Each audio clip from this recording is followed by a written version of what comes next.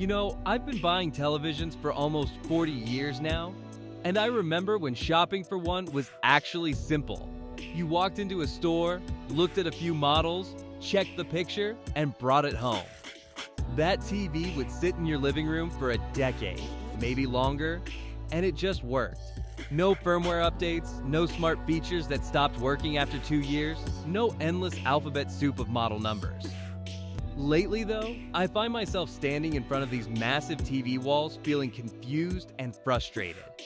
Because it seems like the more technology improves, the harder it gets to figure out what you're actually buying. So before we go any further, I want to ask you something. Which TV are you using right now, and what problems are you facing with it? Is it the picture quality? The smart features giving you trouble? Maybe you're just tired of how quickly these things seem to become outdated? Leave a comment below and let me know. And if this kind of honest, straightforward talk about TVs is helpful to you, go ahead and hit that subscribe button. I'd really appreciate it. A like helps too, and it tells me you want more of this kind of content. Now, let's talk about what brought you here today. You've probably seen the headlines. OLED versus mini LED. $3,000 on the table. Sony's brightest screen ever. Some people are calling the results shocking, and honestly, in some ways, they are. But not for the reasons you might think. This isn't about one technology being a clear winner and the other being a waste of money. It's about understanding what you're actually paying for, what matters in your home, and how to cut through all the marketing noise so you can make a decision you'll feel good about 5 years from now.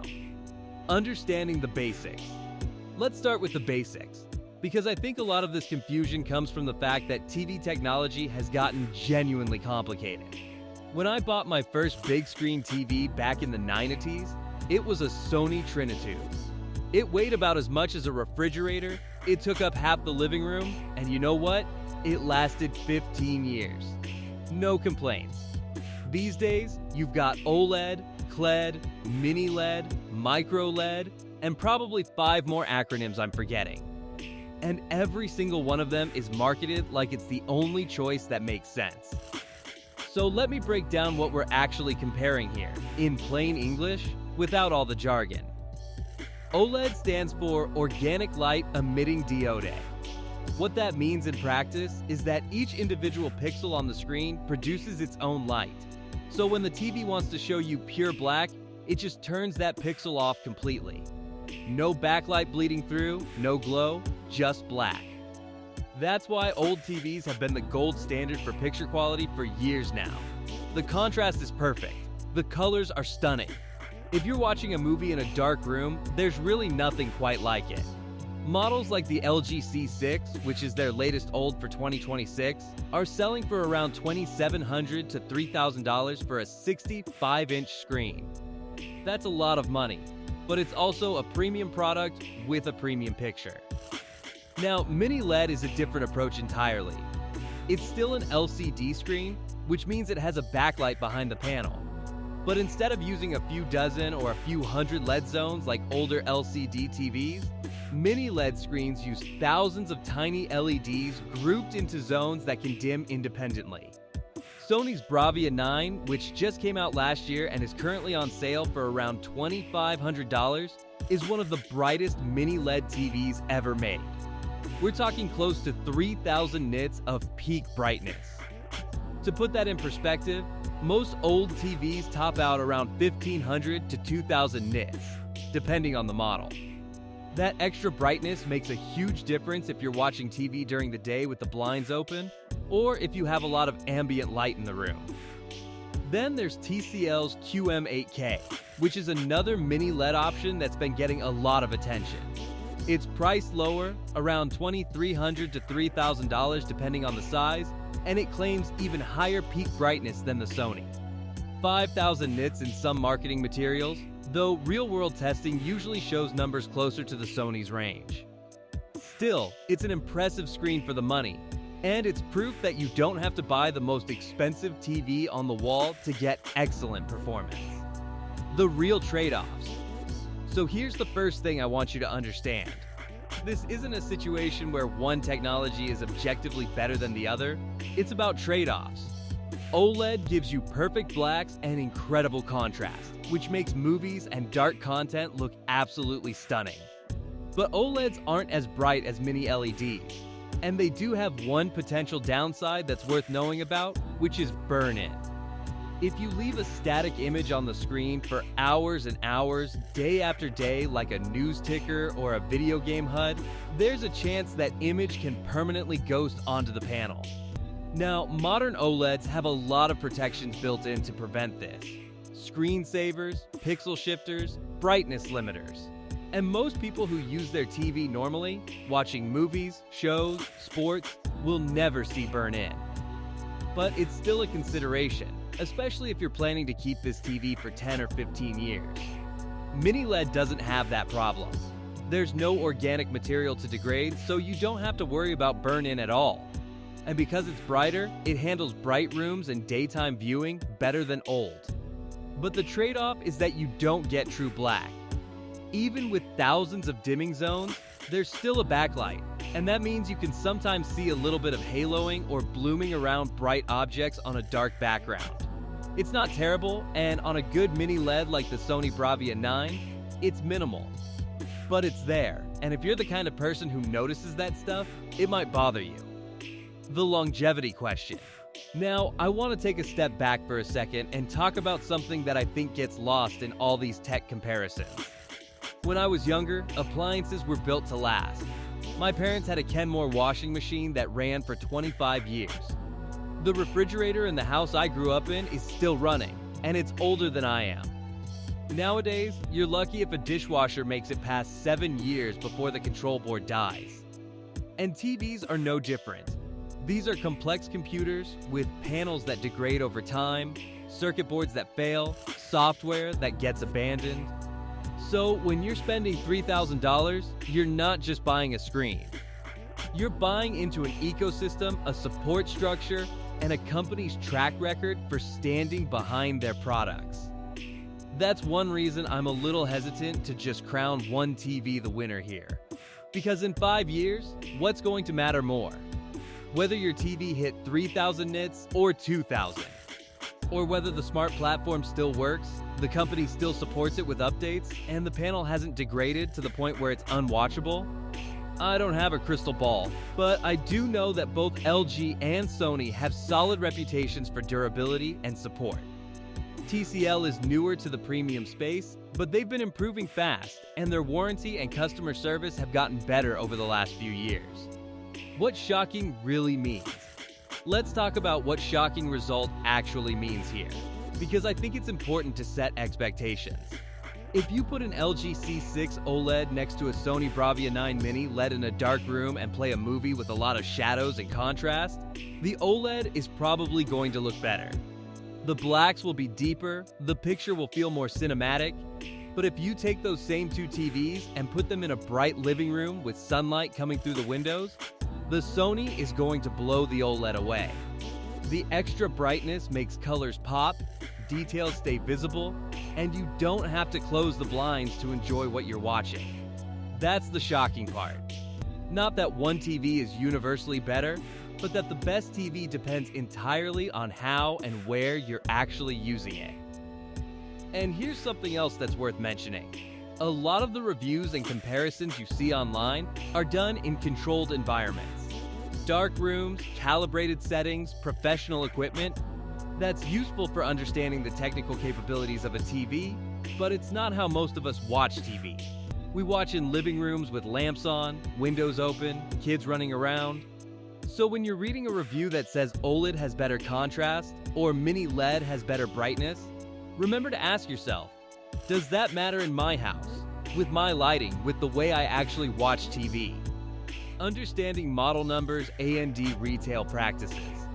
Now, I want to address something that comes up a lot when people start shopping for TVs, and that's the whole issue of model numbers and retailer-specific variants. This is something that frustrates a lot of shoppers, and I get it. You go online and see a model number, then you go to the store and it's slightly different, or you find out that Best Buy has a version that Costco doesn't, and it feels like you're being tricked. But here's the reality, and I want to be very clear about this. This is not a scam. It's not illegal, And it's not some secret conspiracy to rip you off. It's a common practice that's been going on for decades, across almost every product category you can think of. What happens is this. A manufacturer like LG or Sony will make slightly different versions of the same basic TV for different retailers. Maybe one version has a different set of inputs or a slightly different stand, or it comes with a different remote. The differences are usually pretty minor, but they serve a purpose. They make it harder for you to comparison shop, which means retailers don't have to price match as aggressively. If Best Buy is selling the LG C6 and Costco is selling the LG C6A, and those are technically different model numbers, Best Buy doesn't have to match Costco's price, even if the TVs are 95% identical. Is that frustrating? Absolutely. Is it deceptive? That's a matter of opinion. But it's legal, and it's the way the retail industry works. And it's not just TVs. You see the same thing with refrigerators, washing machines, even faucets and ceiling fans. Manufacturers do it because retailers demand it, and retailers do it because pricing pressure is intense and margins are thin. I'm not defending it, I'm just explaining it, because I think understanding how the system works takes some of the sting out of it. You're not being targeted. This is just how modern retail operates. Practical shopping advice. So what do you do about it? You do your research. You look up the model numbers. You read reviews. You compare the specs carefully, not just the prices. And you remember that sometimes the cheapest option isn't actually the best deal if it's missing features you care about, or if the warranty and return policy are worse. A lot of the online-only models, for example, might have slightly lower prices, but they might also have shorter warranties or more restrictive return windows. That's not always the case, but it's worth checking. And while we're on the subject of shopping, let me give you a piece of advice that's served me well over the years. If at all possible, go look at the TV in person before you buy it. I know that's harder now than it used to be, especially with online shopping being so convenient. But there's no substitute for actually seeing the picture with your own eyes. Bring up a scene you're familiar with if you can, or at least spend a few minutes watching different types of content. Bright scenes, dark scenes, fast motion, slow pans. See how the TV handles reflections if the store has overhead lights. Pay attention to the viewing angles if you're going to have people sitting off to the side. And here's the thing. A lot of the TVs on display in stores are set to vivid or demo mode, which makes them look brighter and more colorful than they would in your home. That's intentional. It's meant to catch your eye. But it's not how you're actually going to watch TV. So don't put too much stock in how a TV looks on the showroom floor under bright fluorescent lights. What you want to know is, does the picture look natural? Are the colors realistic? Is the motion smooth? Can I see details in the shadows? Those are the things that matter once you get it home. Fair comparison of both technologies? Let me circle back to the comparison we started with, because I want to make sure we're being fair to both technologies here. Old TVs like the LG C6 are incredible pieces of technology. The picture quality is stunning, the design is usually sleek and modern, and if you're a movie lover or a gamer who plays a lot of cinematic, story-driven games, you're going to love what OLED can do. The perfect blacks, the infinite contrast, the way colors just pop off the screen in a dark room, it's genuinely impressive. And the newer OLED panels, especially the ones in the larger sizes like the 77 and 83-inch models, are brighter than they used to be. We're talking 1500 nits or more, which is a noticeable improvement over older OLEDs. But that brightness still doesn't match what Mini LED can do. Sony's Bravia 9, hitting close to 3000 nits, is in a different league when it comes to bright room performance. If your TV is in a family room with big windows, or a living room that gets a lot of afternoon sun, that extra brightness is going to make a real difference. Colors stay vibrant, details stay visible, and you're not constantly fighting glare. Plus, as I mentioned earlier, there's no burn-in risk, which gives you a little more peace of mind if you're planning to keep this TV for a long time. The TCL QM8K is an interesting middle ground. It's got the high brightness of the Sony, it's got a lot of the same mini LED technology with thousands of dimming zones, and it's usually priced a few $100s lower. Now, TCL doesn't have quite the same reputation for build quality and long-term reliability as Sony or LG, but they've been improving every year, and if you're on a tighter budget, it's absolutely worth considering. Just make sure you're buying from a retailer with a good return policy, so if you get it home and there's a problem, you're not stuck with it. The longevity reality. Here's something that doesn't get talked about enough in these comparisons. Longevity. How long is this TV actually going to last? OLED panels are rated for 100,000 hours or more, which sounds like a lot, and it is. That's over 11 years of continuous use, or more realistically, 20 to 30 years of normal viewing. But that's assuming the panel doesn't get burnt in, and it's assuming the electronics don't fail first, which is often what happens with modern TVs. Mini LED panels don't have an organic layer to degrade, so in theory, they should last just as long, maybe longer. But again, the real weak point is usually the electronics, the power supply, the circuit boards, not the panel itself. The honest takeaway. So what's the takeaway here? If I had to give you a simple answer, I'd say this. Buy the old if you watch a lot of movies in a dark or dimly lit room, if you care deeply about contrast and black levels, and if you're willing to be a little careful about avoiding static images. Buy the mini LED if your TV is in a bright room, if you watch a lot of daytime TV or sports, if you want the brightest, most vibrant picture possible, and if you don't want to worry about burn-in. And buy the TCL if you want mini LED performance without spending quite as much, and you're okay with a brand that's a little less established in the premium space. But here's the real answer, the one I think is more honest. Don't let anyone tell you there's one perfect TV for everyone. There isn't. What's perfect for me might be wrong for you, and vice versa. The best thing you can do is figure out what matters most to you. Is it picture quality in a dark room?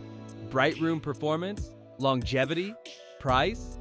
Once you know that, the decision gets a lot easier. And please, don't get caught up in the idea that you have to buy the newest model or the most expensive TV to be happy. Some of the best TVs I've ever owned were mid-range models that I got on sale. They didn't have every bell and whistle, but they had the features I cared about, and they lasted. That's what matters. Not whether you have the TV that got the best review score, but whether you have a TV that works for your life, in your space, with your budget. Warranties and protection. One more thing before we wrap up, warranties and return policies. I can't stress this enough. Before you buy any TV, especially one in this price range, make sure you understand what's covered and for how long. Most manufacturers offer a 1-year warranty, but some retailers sell extended warranties, and some credit cards offer additional protection if you use them to make the purchase. Read the fine print. Know what happens if a pixel dies, or if the panel develops a problem, or if the smart features stop working. And make sure you know the return window. 30 days is pretty standard, but some places offer longer, and some online-only deals might have shorter windows or restocking fees. Also, and this is important, if you're buying online, make sure you're buying from a reputable seller. There are a lot of gray market TVs out there, models that were meant for other countries or other markets, and if you buy one of those, the warranty might not be valid in the US. Stick with major retailers, authorized dealers, and manufacturer websites. It might cost a little more, but you're paying for peace of mind. Final thoughts. Alright, let's bring this home. The so-called shocking result in this comparison isn't that one TV is clearly better than the other. It's that both of these technologies, OLED and mini LED, have gotten so good that the differences come down to how you use them, not which one is superior. If you're watching in a dark room, OLED still has the edge. If you're watching in a bright room, mini LED wins. And if you're somewhere in the middle, either one is going to give you a fantastic picture. What I hope you take away from this is that you don't have to feel confused or overwhelmed when you're shopping for a TV. Yes, there are a lot of options, Yes, the model numbers are confusing. Yes, the marketing can be misleading. But at the end of the day, you're in control. You get to decide what matters, you get to decide what's worth paying for, and you get to walk away if something doesn't feel right. And remember, this is a purchase you're going to live with for years, maybe a decade or more if you're lucky. So take your time, do your research. Don't let a salesperson or a flashy ad rush you into something you're not sure about. And if you're still not sure after looking at all the specs and reading all the reviews, trust your gut. Go look at the TVs in person if you can. See which one feels right to you. I've been doing this a long time, and I've learned that the best purchases are the ones where you feel informed, confident, and calm. Not rushed, not pressured, not scared that you're going to miss out on some deal that's too good to be true. Those feelings usually mean something's off. But when you find the right product at the right price, from the right seller, it just feels easy. That's what I'm hoping for you. So go ahead and drop a comment below. Let me know what TV you're leaning toward or what questions you still have. I read every comment and I'll do my best to help if I can. And if you found this helpful, hit that subscribe button. I've got more videos like this coming, breaking down the stuff that actually matters without all the hype and nonsense. Thanks for watching, and I'll see you in the next one.